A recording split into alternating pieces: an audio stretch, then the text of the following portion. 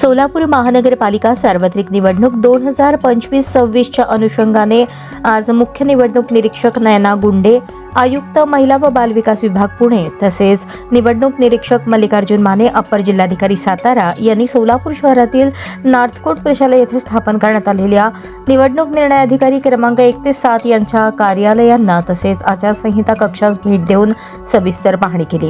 या पाहणी दरम्यान निवडणूक प्रक्रियेतील विविध टप्प्यांबाबत माहिती घेण्यात आली। नामनिर्देशन, अर्ज स्वीकारणे, अर्जांची छाननी, निवडणूक साहित्य व्यवस्थापन, आदर्श आचारसंहिता अंमलबजावणी, तक्रार निवारण यंत्रणा, कार्यालयीन नोंदी व दैनंदिन अहवाल प्रणाली यांची तपासणी करण्यात आली। निवडणूक प्रक्रिया पारदर्शक, निष्पक्ष व नियमबद्ध पद्धतीने पार पाडण्याबाबत संबंधित अधिकाऱ्यांना आवश्यक मार्गदर्शन व सूचना देण्यात आल्या।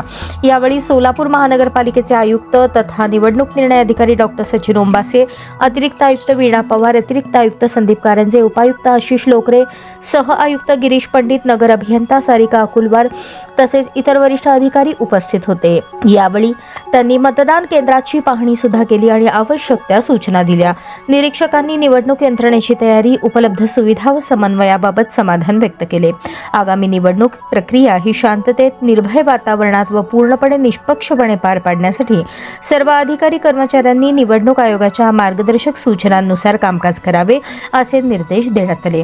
सोलापूर महानगरपालिका प्रशासन निवडणूक आयोगाच्या निर्देशानुसार सार्वत्रिक निवडणूक प्रक्रिया सुरळीत व यशस्वीपणे पार पाडण्यासाठी सज्ज असल्याचे यावेळी स्पष्ट करण्यात आले।